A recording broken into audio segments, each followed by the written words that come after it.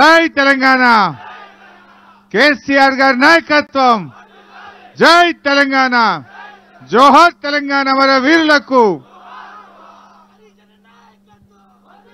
రమేష్ గౌరవనీయులు సభకు అధ్యక్షత వహిస్తున్న మన సిద్దిపేట అర్బన్ మండల పార్టీ అధ్యక్షులు తమ్ముడు ఎద్దు యాదగిరి గారికి జెడ్పీ చైర్మన్ రోజా రాధాకృష్ణ శర్మ గారికి మన సిద్దిపేట జిల్లా బీఆర్ఎస్ పార్టీ పరిశీలకులు మన జిల్లా వాసి మాజీ ప్రభుత్వ చీఫ్ విప్ బోడకుంట్ల వెంకటేశ్వర్లు గారు మన సీనియర్ నాయకులు గౌరవనీయులు బాలరంగం గారు మన జెడ్పీటీసీ ప్రవల్లిక గారు మన ఎంపీపీ సవితా ప్రవీణ్ రెడ్డి గారు మన గ్రామ సర్పంచ్ జయలక్ష్మి గారు మన మాజీ సర్పంచ్ డైనమిక్ లీడర్ ఇప్పుడే బ్రహ్మాండంగా మాట్లాడినటువంటి మా రామ్లన్న గారు అదేవిధంగా మా మహిళా అధ్యక్షురాలు చంద్రకళ గారు మా గ్రామ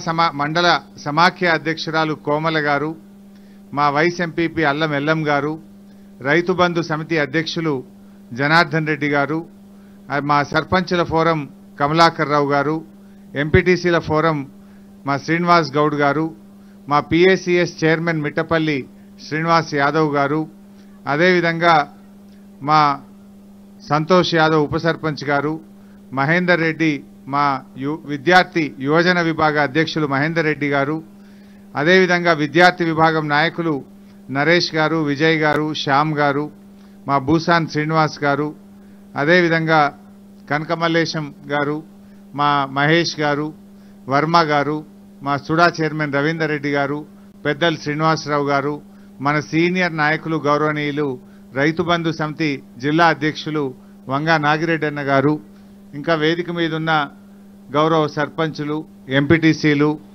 అదేవిధంగా మా ఉప సర్పంచులు గ్రామ శాఖ అధ్యక్షులు మా గ్రామ మహిళా సంఘాల అధ్యక్షురాళ్ళు ఇంకా ఈ కార్యక్రమంలో పాల్గొంటున్నటువంటి టీఆర్ఎస్ పార్టీ కార్యకర్తలకు పార్టీ సీనియర్ నాయకులకు ఉద్యమకారులకు రైతు బంధు సమితి అధ్యక్షులకు మా మోహన్ లాల్ అన్న గారికి మా అక్కా చెల్లెళ్లకు అన్నాదమ్ములకు మా జర్నలిస్ట్ సోదరులకు అందరికీ పేరు పేరున నా హృదయపూర్వక నమస్కారాలు తెలియజేస్తా ఉన్నా. నిజానికి ఎంత ఎండల మీరందరు రావడం ఇంత ఓపికగా కూర్చోవడం అంటేనే మీరెంతో పెద్ద ఆశీర్వాదం ఇచ్చినట్టు. అయితే మన బీఆర్ఎస్ పార్టీ యొక్క కార్యకర్తలు మన పార్టీ సభ్యుల యొక్క ఆత్మీయ సమావేశం. మరి మన గవర్నమెంట్ ఏం చేసింది, మన నాయకుడు కేసీఆర్ గారు మనకి ఏమేం పనులు చేసిండు అని అన్ని విషయాలు మాట్లాడుకోవడం కోసం ఈ సమావేశం ఏర్పాటు చేసుకున్నాం.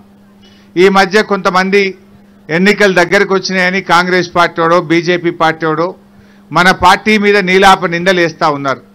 మనం ఏందో పని చేయలేదనో, కాళేశ్వరం దండగాని ఓడంటాడు, మంచినీళ్ళు వస్తలేవని ఓడంటాడు, కళ్యాణ లక్ష్మి వస్తలేదని ఓడంటాడు. ఇక వాళ్ళు నోటికి మొక్కాలి, వస్తుందా లేదా అనేది ఊర్లలో ఉన్న మనకు తెలుసు. వాడు ఢిల్లీలో కూర్చోనో హైదరాబాద్లో కూర్చోనో నోటికి వచ్చినట్టు మాట్లాడితే అది చెల్తదా? దయచేసి మీరు ఆలోచించాలి. మీరు కూడా గ్రామాల్లో మన పార్టీ కార్యకర్తలు ఎక్కడికక్కడ మనం చర్చ పెట్టాలి. ఎందుకంటున్న ఈ మాట అంటే ఇలా కాళేశ్వరం దండగా అంటే నిజంగా కాళేశ్వరం లేకపోతే 56 లక్షల ఎకరాల్లో తెలంగాణలో ఇవాళ పంట పంటదా? ఇవాళ మన తడకపల్లి చెరువు ఎన్సాన్పల్లి చెరువు ఈ ఎండాకాలంలో కూడా మత్తడి దుంకుతున్నది. మరి వాడు దండగా అన్నోడు ఢిల్లీలో కూర్చోనో గాంధీ భవన్లో కూర్చోనో తెచ్చి ఆ తడకపల్లి చెరువులో ముంచితే వాడు చక్కగా అవుతాడు. దండగనా లేకపోతే పండగనా వానికి అర్థమవుతుంది. వాడు గాడెన్నో ఢిల్లీలో కూర్చొని కాళేశ్వరంతో 1 ఎకరమన్నా వారిందా అంటాడు వాడు. వాడిని ఏం చెప్పాలి? మందపల్లి చెక్ డ్యాములు ఈ ఎండాకాలం కూడా చెరువులు దుంకుతలేవు, చెక్ డ్యాములు మత్తడి దుంకుతలేవు. మొన్న రాత్రి కాలువ దవ్వి నీళ్ళకు తిప్పలు ఉందంటే 3 వద్దుల కాలువ దవ్వి నీళ్ళకు పంచాయించినాం. మందపల్లి రైతులను అడిగితే అది పండగనా దండగనా చెప్తారు. మరి వాడోడు వీడోడు ఢిల్లీలో కూర్చొని మాట్లాడితే వాళ్ళకి ఏం చెప్పాలి మనం? ఈ రకంగా ఇలా బురుగుపల్లి చెరువులో ఇప్పుడు పోతే కూడా నీళ్ళు కనబడుతున్నాయి. ఇట్లా ఎన్ని ఊర్లలో పోయినా కూడా అద్భుతమైనటువంటి పంటలు పండుతూ ఉన్నాయి. నిజంగా చెప్పాలంటే ఇలా కేసీఆరే లేకపోతే తెలంగాణ వచ్చినా, తెలంగాణనే రాకపోతే సిద్దిపేట జిల్లా అవునా? సిద్దిపేట జిల్లానే కాకపోతే మన అర్బన్ మండలం అవుతుండేనా? సిద్దిపేటకు రైలు వస్తుండేనా? సిద్దిపేటకు గోదావరి నీళ్ళు వచ్చునా? ఇలా సిద్దిపేట ప్రజల కలలు 60 ఏండ్ల కలలు సిద్దిపేట జిల్లా అంటే అయిపోయింది. సిద్దిపేట గోదావరి నీళ్ళంటే వచ్చినాయి. సిద్దిపేటకు ఈ అర్బన్ మండలంలో మిట్టపల్లిలోనే రైల్వే స్టేషన్ కూడా వచ్చి ఒక 2-3 నెలల రైలు కూడా వస్తున్నది.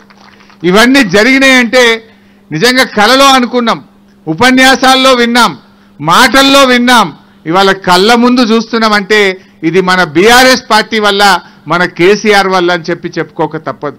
సిద్దిపేట ట్యాగ్ లైన్ నీళ్లు కావాలి, రైలు కావాలి, జిల్లా కావాలి. ఇది సిద్దిపేటలో ఏ ఓట్లు వచ్చినా నందేలే సాబ్ అయితే చెప్పేదే చెప్తుండే, నేను గెలిస్తే సిద్దిపేట రైలు తెస్తుండా అని. ఓ 5 సార్లు గెలిచిండు కానీ రైలు అయితే రాలే. రైలు వచ్చిందంటే ఇవాళ కేసీఆర్ గారి వల్ల. ఆనాడు కేంద్ర మంత్రిగా శాంక్షన్ చేపించిండు, ఇవాళ ముఖ్యమంత్రిగా నిధులు ఇచ్చిండు, సిద్దిపేటకు రైలు తెచ్చిండు మన కేసీఆర్. అంటే ఈ రకంగా ఒక్కటొక్కటిగా మన ఆకాంక్షలు నెరవేరుతున్నాయి. నిజంగా అర్బన్ మండలం ఎంత గొప్పగా డెవలప్ అయిందంటే తెలంగాణ రాకముందు ఈ అర్బన్ మండలంలో 5 లక్షలకు 10 లక్షలకు ఎకరం ఉండనో లేదో, ఇలా ₹1 కోటి కమ్మి ఆడలేదు. ₹1 కోటి కమ్మి ఎక్కడ ఎకరం భూమి దొరకదు. ఇలా ఎన్సాన్పల్లివో, ఇక ఎన్సాన్పల్లిలో అయితే హైదరాబాద్ లెక్క బంజారా హిల్స్ అయిపోయింది సిద్దిపేటకు. తాడకపల్లోళ్ళు, ఎన్సాన్పల్లిలో వాళ్ళు జూబ్లీ హిల్స్, బంజారా హిల్స్ లెక్క అయిపోయింది. మిట్టపల్లి కూడా అట్లనే అవుతుంది. నిన్న కాస్ట్లీ అయిపోయింది. ఇప్పుడు హైవే పడుతున్నది, హైవే పడితే ఎల్లుపల్లి, మిట్టపల్లి వీళ్ళు కూడా చాలా, మందపల్లి వాళ్ళు చాలా కాస్ట్లీ అయిపోయినారు. ఆ డిఎక్స్ఎన్ పడ్డాక మందపల్లి వాళ్ళకు బాగా ధరలు పెరిగిపోయినాయి, చాలా డిమాండ్ వచ్చింది మందపల్లికి కూడా. బకరి చెప్పాలి నాంచారపల్లి అయితే ఇక లేఅవుట్ల మీద లేఅవుట్లకే వచ్చింది. ఇక లాస్ట్కు కలెక్టరేట్ అటు పడ్డాక మొత్తం ఊపు మీదకి వచ్చినాయి బకరి చెప్పాలి నాంచారపల్లి. ఎటు చూసినా ఇది ఒక హైటెక్ సిటీ లెక్క అయిపోయింది. అర్బన్ మండలం సిద్దిపేట జిల్లాకు ఒక హైటెక్ సిటీ అయిపోయింది. అన్ని మన దగ్గరనే కదా.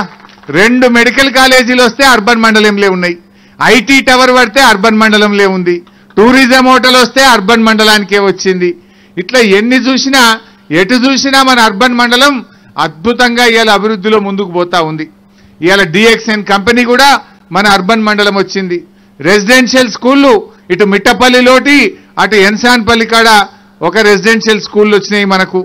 ఈ రకంగా మన అర్బన్ మండలం అన్ని రకాలుగా అభివృద్ధి జరుగుతూ ఉంది. ఇలా జాతీయ రహదారి మిట్టపల్లి నుంచి సిద్దిపేట దాకా 4 లైన్ రోడ్డు బ్రహ్మాండంగా బటర్ఫ్లై లైట్లతోని మరి అండర్ పాస్ కూడా వేస్తున్నాం.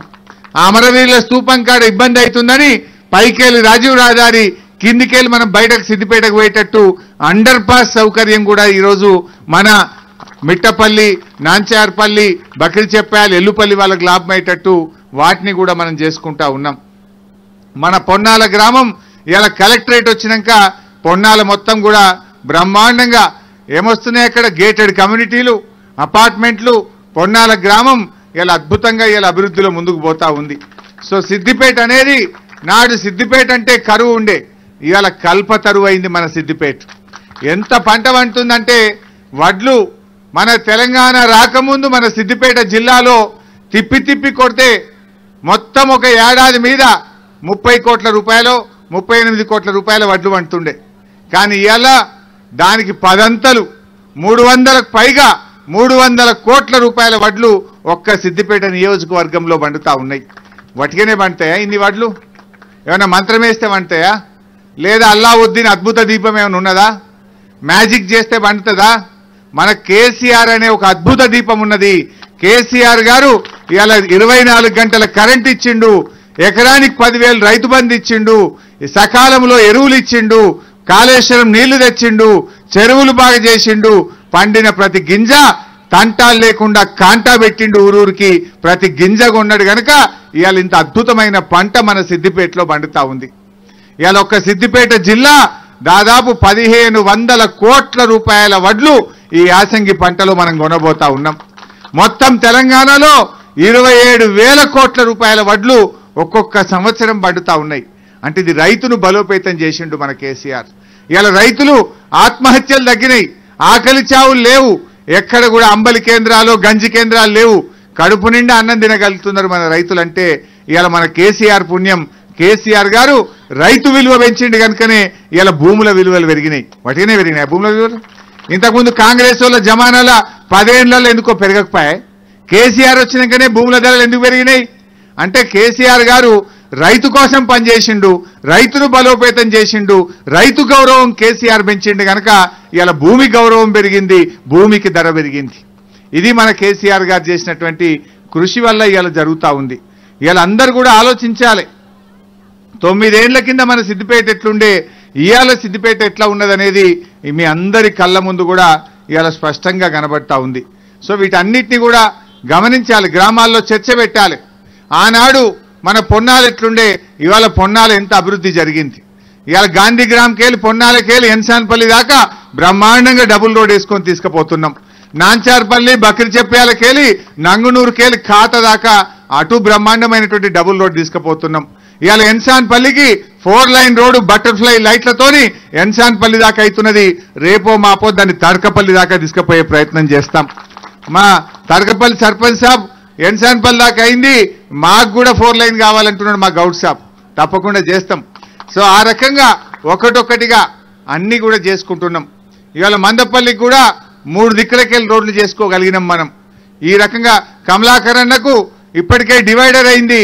మా బూరుగుపల్లి దాకా తప్పకుండా అటు కూడా 4 లైన్ రోడ్ వేసి లైట్లు పెట్టే కార్యక్రమం ఈ 5-6 నెలల్లో చేయబోతున్నాం.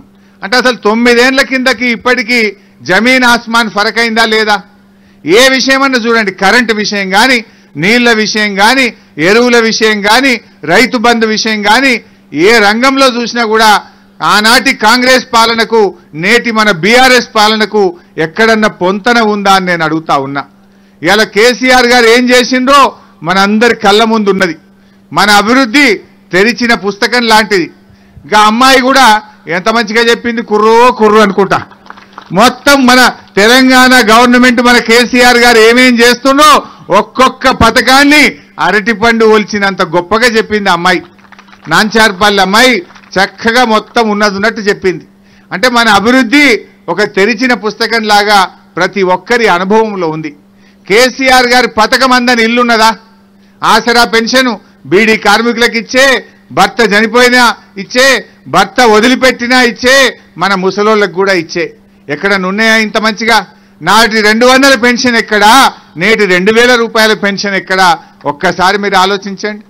మొన్న నేను ఆ ఊరికి పోయింటి, మునుగోడులో ఎలక్షన్ అయితే మరిగూడకు నన్ను ఇన్ఛార్జ్ చేస్తే మరిగూడకు పోయినా. మరిగూడ అక్కడ ఓ సర్పంచ్ సాబ్ ఉన్నాడు, గౌడ్ సాబ్. మాట్లాడుకుంటా, ఏమో పేరుండే సర్పంచ్ సాబ్ పేరు, మరిగూడ సర్పంచ్ గారు ఏమన్నాడు మాట్లాడుకుంటా, మాట మీదకి వెళ్ళి మాట, సార్ మా ఊళ్ళో పంచాయతీలన్నీ బంద్ అయిపోయినాయి సార్ అన్నాడు. ఏం పంచాయతీలు అని నేనన్నా. నెలకు ఒక 5-10 ఉంటుండే సార్ అత్తగూడల పంచాయతీలు అన్నాడు. ఎందుకయ్యా సర్పంచ్ సాబ్ అన్న? ఇగో నాకు కోడలు అన్నం పెట్టలేదు, అత్తగోడు తిట్టునట, కోడలు వెళ్ళిపోమంటుందని. ఇగో 6 నెలలు అయింది పెద్ద కొడుకు ఇంటికి అని చిన్న కోడలు రోజు కొట్లాట్లు అవుతుండే, గంజి వస్తలేరు, ఆ బువ్వ పెట్టలేరు అని చెప్పి అత్తగోడల పంచాయతీలు నెలకొక 10 తెంపుదాం సార్. సర్పంచ్ సాబ్ దగ్గరికి వస్తున్నట, పోయి కూర్చుంటే ఓ ఇక అత్త పంచాయతీ కోడల పంచాయతీ విని ఆ దెంపనికి టైం పోతుండే. కానీ ఇప్పుడు యాదయ్య గౌడ్, నల్ల యాదయ్య గౌడ్ సర్పంచ్ సాబ్ పేరు, మాట్లాడుకుంటే ఏమంటాడు, ఇప్పుడు కేసీఆర్ దయ వల్ల 2000 పింఛన్ వస్తుంది, 10 కిలోల బియ్యం వచ్చినాక అత్తను మంచిగా చూసుకుంటుంది సార్ కోడలి పిల్ల అన్నాడు. పంచాయతీలు బంద్ అయినాయి సార్ అన్నారు. ముసలోళ్ళ దగ్గర ఇంకా 10,000 20,000 ఏమైనా రోగమో నొప్పి అని మంచిగా జాగ్రత్తగా దాచిపెట్టుకుంటున్నారు సార్. ముసలోళ్ళు మంచిగా ఉన్నారు, ఇప్పుడు కోడలు కూడా మంచిగా చూసుకుంటారు, పంచాయతీలు బంద్ అయినాయి సార్ తెలంగాణలో, అత్తగూడల పంచాయతీలు లేకుండా అయిపోయినాయి కేసీఆర్ సార్ వల్ల అన్నాడు. ఇట్లా ఎన్నో గొప్ప మార్పులు వచ్చినాయి. కళ్యాణ లక్ష్మి రాకముందు మా గొల్ల కుర్మోళ్ళకి అప్పుడప్పుడు ఎంత చెప్పినా చిన్నపిల్లలకే పెళ్లి చేతురు. అయ్యా వద్దమ్మా, పిల్లకు మంచిది కాదు, 18 ఏళ్ళు దాటినాకనే పెళ్లి చేయాలని చెప్తే వినకపోదురు. ఇప్పుడు కళ్యాణ లక్ష్మి వచ్చినాక చేయమంటే కూడా చేస్తలేరు, ₹1,00,000 రావు. 18,000 రూపాయలు ఇస్తే 1,00,000 రావని 18 ఎప్పుడు నిండుతాయా అని ఎదురు చూస్తురుగా. 18 నిండినాకనే చేస్తుండంటే ఒక గొప్ప పథకం కళ్యాణ లక్ష్మి వల్ల ఇవాళ బాల్య వివాహాలు ఆగిపోయినాయి. ఇవాళ ఆసరగా నిలిచిండు. ఇంకో మార్పు, బాల్య వివాహాలని ఆపినటువంటి ఒక గొప్ప పథకం కళ్యాణ లక్ష్మి పంటి పథకం కూడా తెచ్చిండ్రు. ఇట్లా మన బీఆర్ఎస్ ఏం చేసిందంటే చెప్పచ్చు. రైతు బంధు, కళ్యాణ లక్ష్మి, కేసీఆర్ కిట్టు, ఆసరా పెన్షను, మిషన్ భగీరథ, కాళేశ్వరము, ఎన్నో చెప్పొచ్చు. మరి బీజేపీ వాడు కూడా 9 ఏళ్లకెళ్ళి ఉన్నాడు కదా. 9 ఏళ్ల బీజేపీ ప్రభుత్వంలో ఒక్క పథకమన్నా ఒక మంచి పథకం కనబడ్డదా? మేము ఇది చేసినాము ఏమన్నా ఉంటే కంపెనీలు అమ్ముడు, అదానికి దోచిపెట్టుడు, లేకపోతే ఉన్న ఉద్యోగాలు ఊడగొట్టుడు, ధరలు పెంచుడు, పెట్రోల్ పెంచుడు, డీజిల్ పెంచుడు, సిలిండర్ ధర పెంచుడు, గిద్ తప్ప బీజేపీ చేసిన ఒక్క మంచి పని చెప్పమని. ఇలా కేసీఆర్ ఏం చేసిండంటే ఆ తల్లి అమ్మాయి పేరేముండే మైత్రి మస్తు చెప్పింది. మరి బీజేపీ ఏం చేసిండో ఒక్క పని అన్న చెప్పగలుగుతారా? వెతికినా కూడా భూతద్దం పెట్టి వెతికినా బీజేపీ చేసిన ఒక్క మంచి పని కూడా ఇవాళ మనకు కనబడదు. కానీ కేసీఆర్ ఏం చేసిండో తెలంగాణ పల్లెల్లో ఏ చెల్లిని అడిగినా, ఏ అవ్వని అడిగినా, ఏ రైతన్నని అడిగినా తప్పకుండా కేసీఆర్ ఏం చేసిండో చెప్తాడు. బీఆర్ఎస్ ప్రభుత్వం ప్రతి బీదవాడి హృదయంలో ఉంది, ప్రతి పేదవాళ్ళ హృదయంలో ఉంది. కానీ బీజేపీ పని ఎక్కడ మనం వెతికినా ఏ భూతద్దంలో కూడా బీజేపీ చేసిన ఒక్క మంచి పని కూడా ఉండదు. బీజేపీ పార్టీవి అన్ని పడగొట్టే పనులైతే మన కేసీఆర్ గారివి, మన బీఆర్ఎస్వి నిలబెట్టే పనులు. మీరు చూస్తారు ఈ మధ్యలో కేసీఆర్ సెక్రటేరియట్ కట్టిండు, బ్రహ్మాండంగా డాక్టర్ బాబాసాహెబ్ అంబేద్కర్ గారి 125 అడుగుల విగ్రహం పెట్టిండు. ఇంకొక వైపు అమరుల స్మారక చిహ్నం అద్భుతంగా నిర్మించిండు. బీజేపీ అంటాడు కూలగొడతా కాలబెడతా. వాడు కూలగొట్టేటోడు కావాలన్నా, మనకు పునాదులు పెట్టేవాళ్ళు కావాలన్నా? ఇలా బీజేపీ కాంగ్రెస్ వాడేమో కూలబెడతా కాలబెడతా అంటే మన కేసీఆర్ ఈ తెలంగాణకు బలమైన బాటలు, బలమైన పునాదులు వేసి బంగారు తెలంగాణ వైపు కేసీఆర్ తీసుకుపోతా ఉన్నాడు. ఇలా కానే కాదన్న తెలంగాణ తెచ్చిండు, రానే రావు అన్న కాళేశ్వరం నీళ్లు తెచ్చి ఈ రైతుల పాదాలు గడిగి రుణం తెచ్చుకున్నాడు మన కేసీఆర్. ఎవరు నమ్మినారు తెలంగాణ వస్తుందంటే? గోదావరి నీళ్ళు వచ్చి మన సిద్దిపేటను ముద్దాడుతాయంటే నమ్మినారే?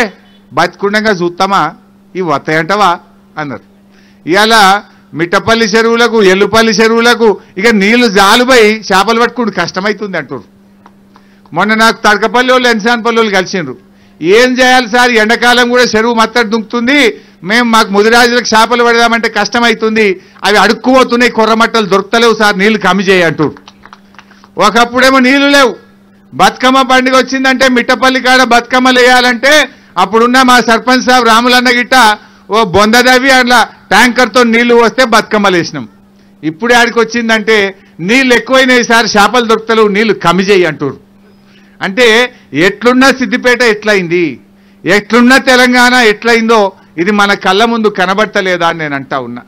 అక్క చెల్లెలకు తెలియదా బతుకమ్మ పండుగ నాడు ఎన్ని ఊర్లలో చెరువులలో సుక్క నీళ్ళు ఎక్కువ? ఇలా ఏ చెరువు చూసినా నిండు కుండ లెక్క ఉన్నది.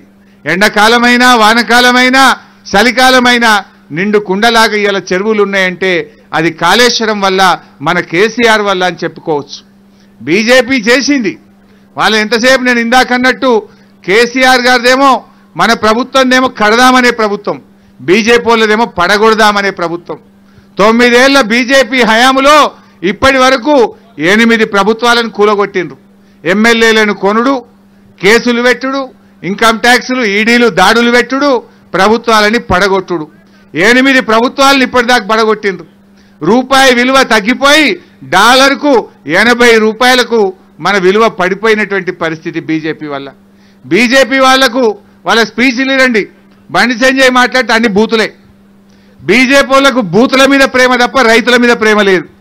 ఉతయే బండ బూతులు మాట్లాడతారు, పనికొచ్చే మాట ఒక్కటి ఉండదు, ప్రజలకు పనికొచ్చే పని ఒక్కటి కూడా ఉండదు. ఎంతసేపు రాజకీయం మాట్లాడతారు, తిట్టుడు తిట్టుడు తిట్టుడు తప్ప ఒక్కటన్నా మంచి పని ఉన్నదా? దయచేసి మీరు ఆలోచన చేయండి. బీజేపీ వాళ్ళది పథకాల్లో కోత, ఛార్జీల్లో మోత. ఇగో ఇది బీజేపీ రాసిన రాత. అన్ని పథకాలు బంద్ చేస్తారు, ఉపాధి హామీకి కోత, వ్యవసాయానికి బడ్జెట్లో నిధుల్లో కోత. ఈ రకంగా పేదలకు సంబంధించిన పథకాల్లోనేమో కోత పెడతారు, ఛార్జీల మోత, పెట్రోల్ డీజిల్ ధరలు, సిలిండర్ ధరలు పెంచి ఛార్జీల మోత మాత్రం పెంచిండ్రు. ఇది బీజేపీ వాళ్ళది. ఎందుకంటే పెద్దలు ఏమందరు అంటే సంతోషమే సగం బలం అని మన పెద్దలు అందరూ. కానీ మన కేసీఆర్ ఆలోచన ఏంటంటే సంక్షేమమే సగం బలం అనేది మన కేసీఆర్ ఆలోచన. సంపద పెంచిండు మన కేసీఆర్, పేదలకు పంచిండు. 2 పనులు జరిగినాయి. ఒకవైపు అభివృద్ధి, మరొక వైపు సంక్షేమం. ఒకవైపు ప్రాజెక్టులు, కాళేశ్వరం, రంగనాయక సాగర్, ఇటు మల్లన్న సాగర్, అటు కొండపోచమ్మ సాగర్. మన సిద్దిపేట జిల్లా ఆలయాల ఖిల్లా మన సిద్దిపేట జిల్లా. అటు ఎన్ని గుళ్ళు దేవాలయాలు కట్టినాం, రిజర్వాయర్లు కట్టినాం. సిద్దిపేట జిల్లా రిజర్వాయర్ల ఖిల్లా, ఆలయాలకు నిలయం మన సిద్దిపేట. ఎన్నో రిజర్వాయర్లు, ఎన్నో గుళ్ళు కట్టిండు, ఎన్నో రోడ్లేసిండు, ఎన్నో సంక్షేమ కార్యక్రమాలు తెచ్చింది మన బీఆర్ఎస్ ప్రభుత్వం. కానీ ఈరోజు మనం ఆలోచించాలి, కాంగ్రెస్ పార్టీ వాడు బీజేపీ వాడు మళ్ళీ బయలుదేరుతుండ్రు. వాళ్ళు ఎంతసేపు వట్టి అబద్ధాలు పుచ్చారు. ఈ అబద్ధాలను నమ్మి మనం మోసపోవద్దు. బీజేపీ వాడు ఏడాదికి 2 కోట్ల ఉద్యోగాలు ఇస్తా అన్నాడు, ఇచ్చిండా? వాడు ఉద్యోగాలు ఇయ్యాడు, అభివృద్ధి కానియ్యాడు, ప్రాజెక్టులు కట్టరు. వాళ్ళు ఏమన్నారు? వ్యవసాయ ఆదాయం రెట్టింపు చేస్తామన్నారు. ఆదాయం రెట్టింపు చేయలే కానీ డీజిల్ ధర పెంచి పెట్టుబడి రెట్టింపు చేసిండ్రు. ఇలా ఉద్యోగాలు ఇచ్చింది మనం, ప్రాజెక్టులు కట్టింది మనం, నీళ్లు ఇచ్చింది మనం. ఇలా కేసీఆర్ ఏదున్నా కూడా చేసేదే చెప్పిండు, చెప్పిందల్లా చేసే ప్రయత్నం చేసిండు మన కేసీఆర్. ఈ రకంగా మనం చక్కగా ముందుకు పోతా ఉన్నాం. గీ ముచ్చట్నే నేను మొన్నేదో మాట మీదకెళ్ళి మాట మాట్లాడుకుంటూ ఓ మాట అన్నా. అరే ఆంధ్రప్రదేశ్ వాళ్ళు ఎవరో మేస్త్రీలు కలిసినంత ఆంధ్రోలు, అరే తెలంగాణలో మంచిగా కరెంటు మంచిగా వస్తుంది, నీళ్లు మంచిగా వస్తున్నాయి, ప్రాజెక్టులు కట్టినాం, పెన్షన్ ఇస్తున్నాం, మరి కళ్యాణ లక్ష్మి ఇస్తున్నాం, ఇన్ని బాగున్నాయి, ఈయనే ఉండుర్రయ్యా అన్న. నేను ఆంధ్రప్రదేశ్ ప్రజల్ని తిట్టింది లేదు, ఏం అన్నది లేదు. మనం చేసుకున్న పని చెప్పినాం, లెక్కలు చెప్పినాం, తెలంగాణలో జరుగుతున్న మంచి కార్యక్రమాలు చెప్పినాం. చెప్పుకుంటూ మీరు ఇక్కడనే ఉండండి అయ్యా అన్న. కానీ అక్కడ కొంతమంది నాయకులు ఎగిరెగిరి పడుతున్నారు, ఉన్నదంటే ఉలుకు పడతా ఉన్నారు. నేను ఏమన్నా, మీరు ఆనాడు రాష్ట్రం కోసం ప్రత్యేక హోదా కోసం పోరాడతామన్నారు, ఎందుకు ఇవాళ మౌనం వహిస్తున్నారు? ప్రత్యేక హోదా కోసం ఎందుకు మీ నాయకత్వం పనిచేస్తలేదు? విశాఖ ఉక్కు కోసం మీరు ఎందుకు పోరాడతలేరు? పోలవరం పనులు ఎందుకు అయితలేవు అన్న. ఇందులో ఏమన్నా తప్పున్నదా? నేను ఆంధ్రప్రదేశ్ ప్రజల పక్షాన మాట్లాడిన తప్ప మీ ప్రజల్ని నేను ఒక్క మాట అన్నది లేదు. కానీ దీనికి ఎగిరెగిరి పడుతున్నారు ఆంధ్రప్రదేశ్ మంత్రులు. మీకు చేతనైతే జాతీయ హోదా కోసం పోరాడండి, విశాఖ ఉక్కు కోసం పోరాడండి, పోలవరం తొందరగా పూర్తి చేసి మా కాళేశ్వరం లాగా నీళ్లు అందించండి. అంతే తప్ప నేను ప్రజల్ని ఒక్క మాట అనలే. అయినా నేను మీ గురించి చెప్పే ప్రయత్నంలో కాదు, నా రాష్ట్ర ప్రజలకు, ఈ రాష్ట్ర ప్రజల గురించి చెప్తూ ఈ రాష్ట్రంలో జరిగిన కార్యక్రమాలు చెప్పినా, ఈ రాష్ట్రంలో జరుగుతున్న మంచి పనుల గురించి చెప్పినా, మీ ప్రాంత ప్రజలు ఇక్కడ సెటిల్ అయితే చల్లగా ఉండండి, బాగుండండి, మిమ్మల్ని మా తెలంగాణ అభివృద్ధిలో చెమట చుక్కలు దాల్చిన ప్రతి ఒక్కరూ మా బిడ్డలే అని చెప్పిన తప్ప ఇందులో ఏమన్నా తప్పు ఉందా? ఇక్కడ నేను ప్రజల్ని అన్నా, నేను అడిగిన దానికి సమాధానం చెప్పలేక నేనేదో ప్రజల్ని కించపరిచిన అనే విధంగా కొంతమంది తప్పుదో పట్టిస్తున్నారు. అది వారి విజ్ఞతకే వదిలేస్తాం. సో డెఫినెట్గా మా తెలంగాణ ఎంత గొప్పగా ఉన్నదని చెప్పడానికి ఇతర రాష్ట్రాలతో పోలుస్తాం కదా. అగో కర్ణాటకలో 600 పెన్షనే ఉంది, మహారాష్ట్రలో 700 ఉన్నది, మా దగ్గర 2000 ఉందని చెప్పుకోవడంలో తప్పే ఉన్నది. ఇవాళ ఆంధ్రప్రదేశ్లో 8 గంటల కరెంటే వస్తుంది, కర్ణాటకలో 7 గంటల కరెంటే వస్తుంది, మహారాష్ట్రలో 8-9 గంటల కరెంటే వస్తుంది. కానీ తెలంగాణ బోరు బాయి కాడ 24 గంటల కరెంట్ వస్తుందని చెప్పిన ఇందులో ఏమన్నా తప్పున్నదా? మరి మా కేసీఆర్ గొప్పదనం, మా బీఆర్ఎస్ గొప్పదనం, మా గులాబీ జెండా చేసిన పనిని డెఫినెట్గా మేము చెప్పుకోవాలి కదా. చెప్పకపోతే తప్పైతుంది తప్ప చెప్పుతే తప్పు ఎట్లయితుందని నేను అంటా ఉన్నా. సో ఇవాళ కాంగ్రెస్ వాళ్ళు, బీజేపీ వాళ్ళు వచ్చి ఈ తెలంగాణ గడ్డ మీద ఏవేవో పిచ్చి కూతలు కూస్తే దానికి సమాధానం చెప్పాలి కదా. మేము మీ కాంగ్రెస్ పాలిత రాష్ట్రంలో ఎక్కడన్నా ఇట్లా ఉన్నదా? మీ బీజేపీ పాలిత రాష్ట్రంలో ఎక్కడన్నా ఉన్నదా? దేశంలో ఎక్కడ లేని విధంగా ఇలా కేసీఆర్ పాలన ఉంది అని చెప్పేటువంటి ప్రయత్నం చేస్తా ఉన్నాం. మా అక్క చెల్లెలకు మరి ఎన్నో కార్యక్రమాలు చేసుకున్నాం. నేను మీ అందరికి మనవి చేసేది ఒక్కటే, దయచేసి మీరందరూ కూడా మీ ప్రేమ ఆశీర్వాదం నాకు ఎప్పుడూ ఇచ్చారు, భవిష్యత్తులో కూడా మీ ప్రేమ ఆశీర్వాదాన్ని ఉంచండి. ఇంకా మీ సేవలో పనిచేస్తా. ఇవాళ సర్కార్ దవాఖానా సిద్దిపేట ఎలా చేసినామో మీ కళ్ళ ముందు ఎప్పుడైనా పోతే మీకే కనబడుతుంది. నాడెట్లుండే నేడు దవాఖానాలో వైద్యం ఎంత మంచిగా పేదలకు దొరుకుతుందో మీకు తెలుసు. అదేవిధంగా నీళ్ల విషయంలో, కరెంటు విషయంలో, రోడ్ల విషయంలో ఎక్కడ మీ కాలికి మట్టంటకుండా గల్లీకి కూడా సీసీ రోడ్లు గ్రామాన కూడా వేయించే ప్రయత్నం కూడా చేసినాం. ఇంకా కూడా ఏదన్నా ఉన్నా తప్పకుండా మీ సేవలో ఉంటా. నేను ఎంత చేసినా తక్కువే. నా జీవితం అంతా కూడా ఈ సిద్దిపేట ప్రజల సేవకే అంకితం. నాకు నా చివరి శ్వాస దాకా కూడా తప్పకుండా మీకోసమే పనిచేస్తా, మీ సేవలో ఉంటా. ఇంత ఎండలో కూడా నన్ను ఆశీర్వదించడానికి ఈ కార్యక్రమం, మన ఆశీర్వాద సభను ఇంత అద్భుతంగా విజయవంతం చేసిన ప్రతి కార్యకర్తకు మా మిట్టపల్లి బాడీ, మా సర్పంచ్ గారు, ఉప సర్పంచ్, వార్డు మెంబర్లు, మిట్టపల్లి పార్టీ నాయకులు ఎంతో ఆత్మీయంగా రాత్రింబవళ్లు కష్టపడి దీన్ని విజయవంతం చేసినందుకు కష్టపడి పనిచేసిన ప్రతి కార్యకర్తకు కూడా నా హృదయపూర్వక ధన్యవాదాలు. జై తెలంగాణ, జై తెలంగాణ. Thank you sir.